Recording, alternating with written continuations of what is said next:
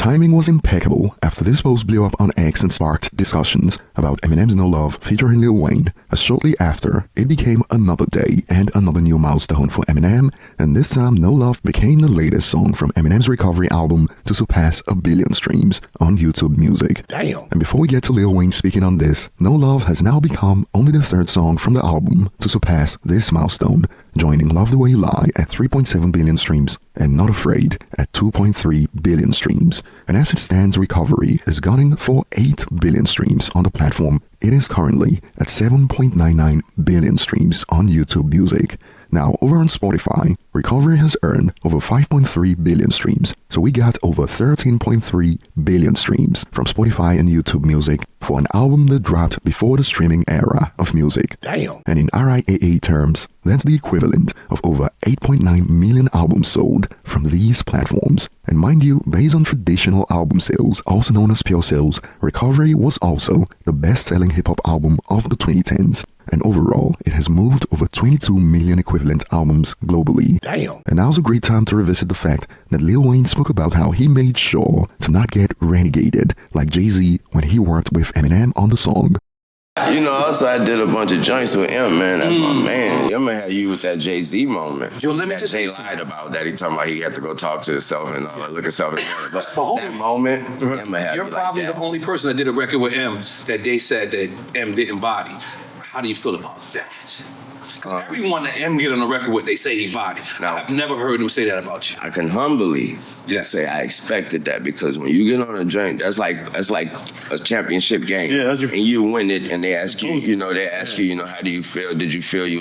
Yeah, I came in with my game plan, and I expected my game plan to work. Yeah, so M is, when you send a song to M, I attacked it like that, like, nah, you're not. You're just not. Right. You're not gonna do me this. You're not gonna do me this. And so I'm gonna put it all out there. Either we gonna be right here with it and just make a beautiful, wonderful, great song, but you ain't gonna do me that. And so that's what we did. Yeah, we just made a wonderful, great song. I ain't hear nobody ever say nobody body each other, nothing like that. I just made sure that he didn't body me. I didn't. That boy is a monster. Yeah. Are you into that? Do you listen to records and you say, is this verse better? Are you still into that? Even though Drake is your artist right now, he sends you a record, you still taking his head off? Yeah. All day. I'm letting them know that once he send it. When he send it, make sure your mom and them don't be listening to this.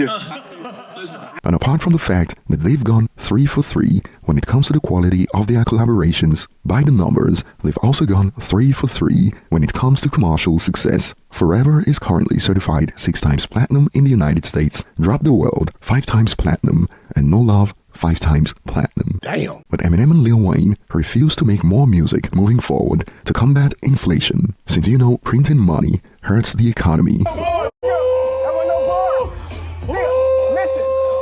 And moving on, we got DJ Khaled out here speaking on the Drake beef that involved many of his associates and friends, like Rick Ross for instance, going against Drake. And this has triggered some Drake fans, as you'd see in a moment. Check it out from the Joe and Jada podcast. Let me ask you a question. With all this beef going on that was... I survived the Fat Joe 50 Cent beef. That's a big beef.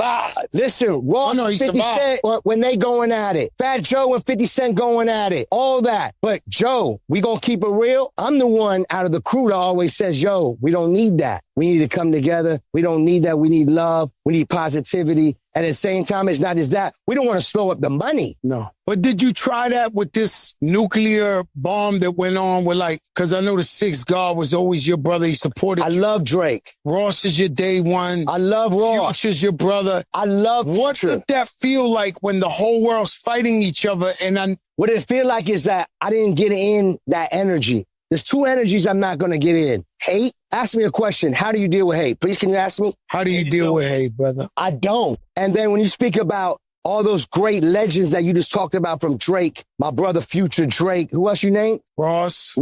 Those are my brothers. If you can't question my friendship. How? It's impossible. Ain't nobody like motherfucking DJ Khaled. Joe, you know that. Joe, take your glasses off. Let them see. You know that. I super know that. Okay, so what I'm saying is, when it come to me, not only I'm going to tell my brothers we got to represent love, even when shit a lot of this shit is a misunderstanding, a lot of not communication. And that's what it be about. lack of communication and misunderstanding. When it comes down to DJ Khaled, I'm the one that's going to try to fix it. I don't want no trophy. I don't want no promotion. I do a lot of shit behind the scenes. At the end of the day I love my brothers, and my brothers know that. I guarantee you they know that. That's what I'm about. So you couldn't squash this one? I would love to squash it. So it's still up. First of all, I don't use the word couldn't. Everything's possible with God, okay? And I believe in God, and I roll with God. They ain't believe in us. God did. And be ready for a llama God. And that's the world of God. Oh, matter of fact, thank you guys for coming to the holy ground. And some Drake fans aren't having it as this response blew up on X. Family only feels like a riddle to affiliates that thought they were safe because they played the middle. To which a user expanded, honestly, Drake knew DJ Khaled was gonna have Jay-Z as a feature on his album, and they were both on opposite sides of the Kendrick beef, but Khaled needed Drake to promote the album. However, some users have fired back with, anyone forcing your hand to pick a side isn't a friend. They are an enemy with conditions, and this only fueled even more debates.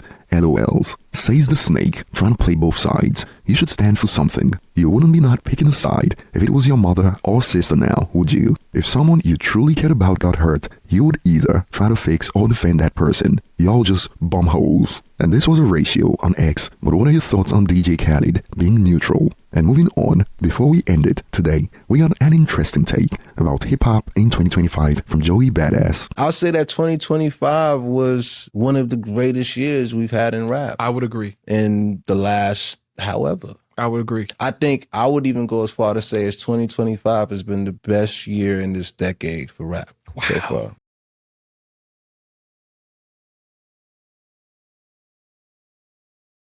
That's a hell of a statement. I know. The last decade? But you know, it's a statement that like doesn't come with no smoke.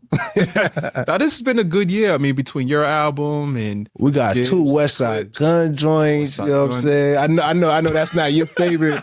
Shout out to West Side Gun. Shout out to Gun. You're always welcome on the platform, Gun. Yeah. Nah, we got Jid. We got Clips doing the reunion joint. Larry June, 2 Chainz. Larry June, 2 Chainz. By the way, Chance the Rapper. Great verse on Baragon Lighting. Oh, thank you. Love that verse. Thank you. Man, Shout out to June, man. I love Larry, man. Yes. Super cool dude. Super fly, man. Chance to Rap, like you mentioned, he surprised me. Offset surprised me. Starline was incredible. You had a great verse on there, too. Thank you. Starline was incredible. You know, I love Chance. That's my brother, man. I'm glad that he had such a fiery return. You know what I mean? I agree. And Starline was great. I'm proud to see him have achieved that. Jid, I thought Jid album was incredible. Did we mention Freddie Gibbs? We probably Freddie Gibbs and Alchemist. Alfred, that Enchilada. Love that joint. Right? That might be one of my favorite songs of the year. I agree. I wouldn't even argue with you on that. I agree. That song is incredible. Yeah. You know what I'm saying? That's one of those songs you hear and it's like, this is why I love rap. You know what I mean? Like, this is the feeling. This is one of those feelings that you get from rap music that's like, this is why we love this shit. And I have to respectfully disagree with this one. It was too many moments in 2024 that would be talked about even 10, 20 years from now. And as it stands, nothing in 2025 has matched up some of the most iconic moments from 2024. But who knows, perhaps a couple of surprises before the end of the year could change it. And while I agree that a lot of quality albums have dropped in 2025, but 2024 was like watching a movie. And even Kendrick's 2025 Super Bowl performance was a direct product of what went down in 2024. And that will be all for today. And I'll be looking forward to your thoughts in the comment section. Thanks for watching, and I'll see you on the next one.